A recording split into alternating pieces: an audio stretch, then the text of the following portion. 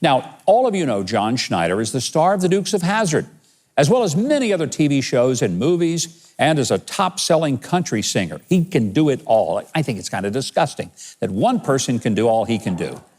Well, now, just so he can really make the rest of us feel bad that we're not as versatile as he is writing and directing films. His latest is inspired by an American classic film. You remember Burt Reynolds' wonderful movie, Smokey and the Bandit. Here's a sneak peek of the movie, Stand on It. Are we really gonna do this? Yes, we are. And you should really sit still and low in your seat. Low like this? Yep, low like that.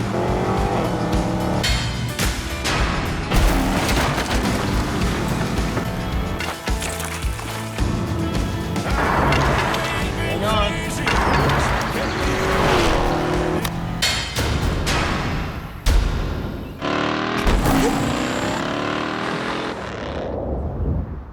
All right, please welcome the producer, director, co-writer, and the star of Stand on It, John Schneider.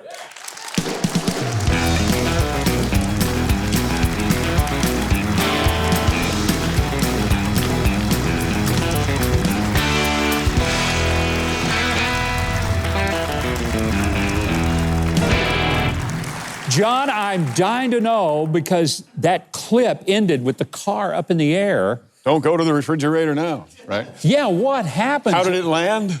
Yeah. Hard. Hard. It landed hard. It was great. It landed in sand. It was a terrific thing. We had to try to recreate the jump from Smokey and the Bandit. Yeah. So that's what that is. I love your glasses, by the way. Oh, thank you. You know what it is, right? What? I'm not trying to rock a fashion. I've had an eye infection and I can't wear my contacts. Oh, okay. Everybody thinks I'm cool. You're very cool that way. Honestly, Yeah. I think I'm going to start wearing them from now on, because I've had so many people that said I'll look younger. I'm going to start wearing 3 pair of glasses on my head at one time. That might take 30 years off my belt. Yeah, but if you can see better, that means I look older from your end of it. Your end of it. No, I can't wait to see the movie, and I really am interested.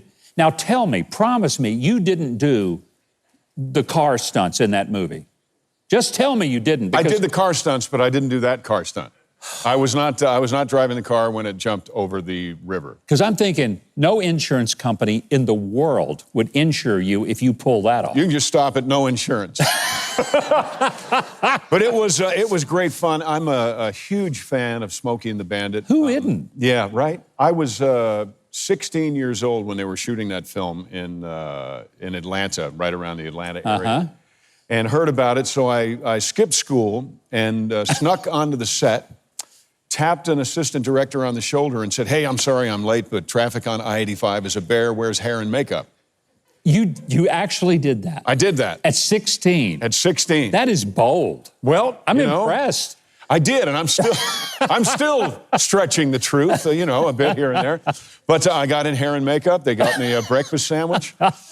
And, if you don't do it, nothing will happen. That's, the surest way to fail is to quit or not start.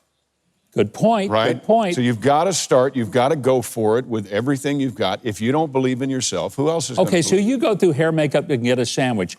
Yep. Did you get in the movie? When they freeze frame at the end, Jackie Gleason's tire falls off his car and hits this tall kid with a black cowboy hat in the crowd, and then the frame freezes and they roll the credits. That's me.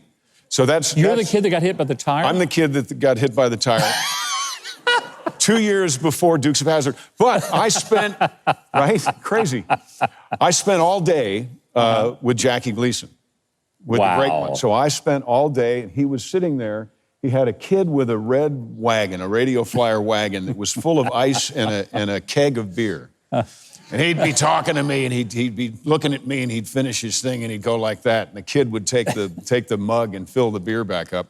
And the only reason we hit it off is I'm from Mount Kisco, New York. So I'm from Westchester County, New York. And at the time, Jackie was living in Peekskill, and I knew that. So he was like 15 miles away. Yeah. So I said, so Mr. Gleason, have you been to the Elbow Room lately? I just dropped, people drop politicians' names and famous people's names. With Jackie, all you had to do was drop names of bars. And he said, "Kids, sit down." So it was wonderful. So I met Buford T. Justice before anyone had met Buford T. Justice. And this was all, obviously, before your own stardom happened with Dukes of Hazzard. It was. Was that an inspiration for you to want to be an actor? Did that have anything to do with it? Or did you already want to do it? I started at 8 years old in community theater. Yeah? And I learned, as cliche as it sounds, you don't get a second chance to make a first impression. So Jackie knew I didn't belong there, and he said, I won't tell anybody. He knew you weren't supposed to. Yeah, he said, you're not supposed to be here, are you? and I said, well, I think I am. Well, years later, Burt Reynolds and Hal Needham, who wrote and directed Smokey and the Bandit, became very good friends of mine. And both of them, when I met them, they knew about Dukes and stuff, but they both said, you were that kid that nobody could figure out why you were here. Oh, that's so funny. And Burt Reynolds, you know, the biggest star in the world, Burt Reynolds said to me, he said, no wonder you're famous. You did that. He said, that was great. So, you know how many kids are going to skip school, go to a movie set, and say, where's hair and makeup? Give me a sandwich. Well, it's already been done, pal. It's already been done. But I tell you, Hollywood isn't making movies anymore. But you are. Tell us, this movie, is it going to be kind of a takeoff on Smokey and the Bandit? Well, it's a tribute. So it's a movie that knows there was a movie called Smokey and the Bandit. Yeah. In fact, it starts at our big event. We do an event called Beau's Extravaganza, and we did it in 2020, and we made this movie in 2020 and 2 albums. Because again, you can't allow someone else to get in the way of your dream. Yeah. Because one of these days you're going to realize you're at the end of the road, and you don't want to say, I didn't become what I thought I could be because of so-and-so. Yeah. You know, the only reason you don't become who you think you are supposed to be is because of you. Wonderful point. So, and cut me off when I'm running out of time, okay? Oh, we were out of time several minutes ago, okay. John. All right.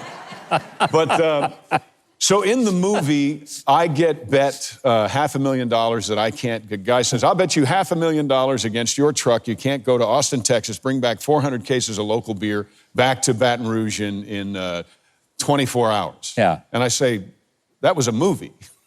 And it was a great movie, but that was a movie. And in the movie, it was 28 hours. Yeah. So we are a movie that is like Smokey and the Bandit, that is aware there was a movie called Smokey and the Bandit. It's kind of funky, isn't it? So, but it's worth watching. I mean, it's more than that. You have already made me want to see it because I love Smokey and the Bandit, and who didn't? And now everybody has got to see this one. It's called Stand On It. It is available for streaming at cineflexdod.com. So on your screen, write it down and order it.